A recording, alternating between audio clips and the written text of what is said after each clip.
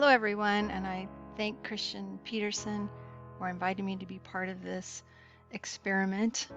And so his sister Kayla had asked if you had 10 minutes, what would it be that you'd want to share with the world? And I thought, wow, that's a great question.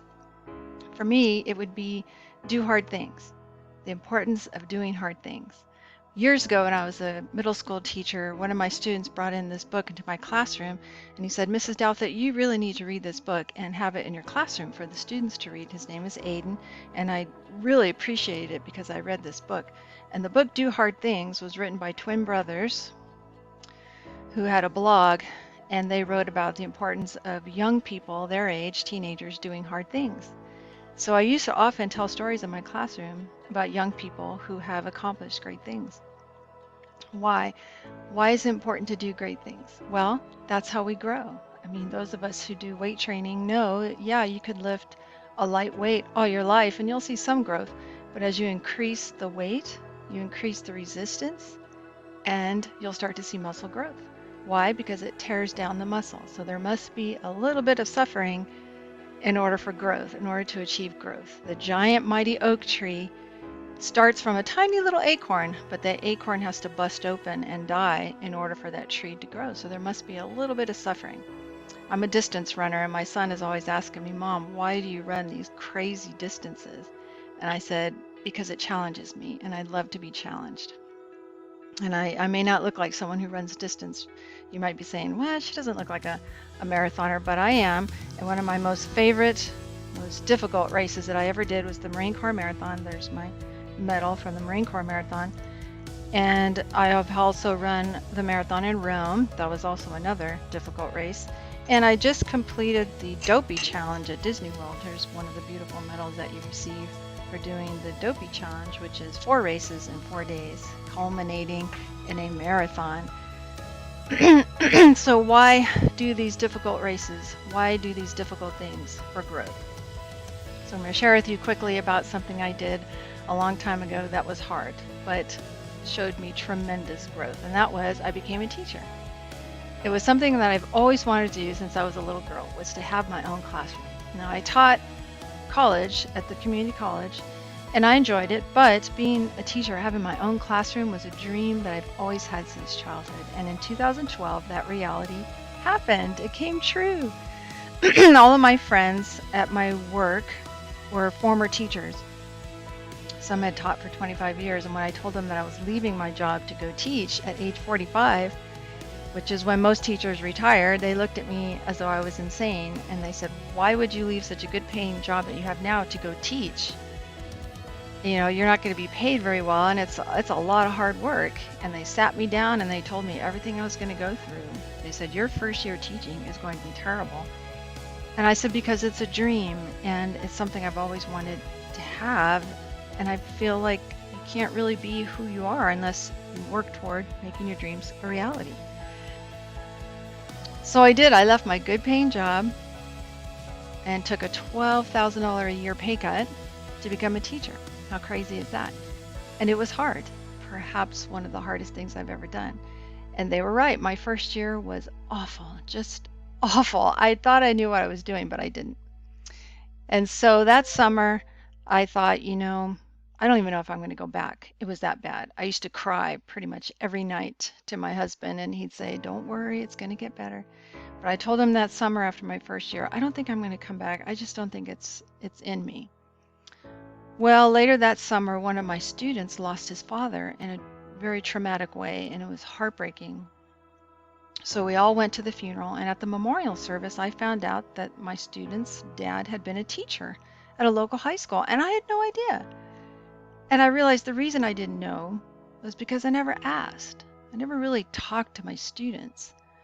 So as we watched the memorial service, one by one, all these people got up to speak about this wonderful man who was also a coach. And they told these amazing stories about his influence on their lives. And one of them, he was probably about 26, 27, he said, you know, I was one of those students who was just awful. I antagonized my teachers all the time. And one time I was just being terrible in coach's classroom, and he pulled me out and into the hallway. And I thought, okay, this is it. He's going to yell and scream at me. Here we go. But he didn't. Instead, he looked at me and he said, "What's going on? What's wrong?" And that young man said that that was a turning point in his life because the coach, my student's father, treated him like a person and wanted to know about him. Well, I had tears streaming down my eyes when I heard that story, and that young man went on to be a teacher because of the coach's influence on his life. So on the drive home, I told my husband, that's the kind of teacher I want to be. I don't want to just see my students as numbers or data or names on my attendance sheet. I want to get to know them. I'm going to ask them questions, and I want to get to know them, and I want them to get to know me. And so that whole summer, I threw out all my curriculum and I started over. I went back to school to learn how to teach grammar to middle school kids, and it was hard, but it was fun and challenging too because I was growing. So when that next year started, I hit the ground running, and I made sure I asked questions of my students, and I wanted to get to know them, and I would tell stories about myself at least once or twice a week so they would get to know me, and we laughed more. My writing assignments were fun. They weren't just essay. We moved around the classroom. We had contests. We had, gingerbread making contests, and we wrote scripts for plays together. And I taught grammar in a fun way, a more visual, stunning way. And I saw improvement in my students' work, and I got to know them. So when they left, I was truly sad to see them go. And I'm in contact with many of them even today. In fact, Christian Peterson is one of my former students. So doing hard things was leaving a good paying job to go teach and take a tremendous pay cut and deal with parents and administration and all this stuff hard. Yes, it was one of the hardest things I ever did.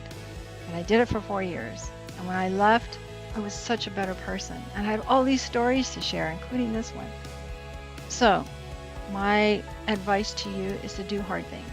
Challenge yourself. If you are comfortable running a mile, try 5 miles. If you're comfortable in your job, maybe try something that'll challenge you. Go back to school. In other words, it's easy to coast in a raft and just sit on the waves on the ocean and enjoy the scene. But getting up and surfing on a surfboard, that's totally different because you're going to fall and it's going to hurt. But you're going to get back up and try again and try again. And surfing is fun. The wind blows through your hair and you get to see the scenery around you in a much better way than just coasting on the raft. So do yourself a favor, get up off the raft, get on that surfboard and try. Do hard things. I often like to share this meme. It's one of my most favorites. I'm going to share it here on my screen. I can do this. There it is. It will hurt to do hard things. Yes, there has to be some suffering involved. Remember, you can't build, muscle without resistance. And it will take time, yes. It will require dedication. It will require willpower. So is it going to hurt? Yes. Is there going to be suffering involved and pain? Yes. But in the end, will it be worth it? Absolutely. I have run 4 ultra marathons, and every time I finished, I hurt a lot. But was it worth it? Yes. Every single marathon I've run has been worth it. Has it hurt? Yes. But it's made me stronger. It's made me a better person. It's made me who I am today. So remember, do hard things. It's worth it. Thanks for letting me share one of my stories with you. I hope to have more stories to share with you in the future. And let me know what you think. Take care.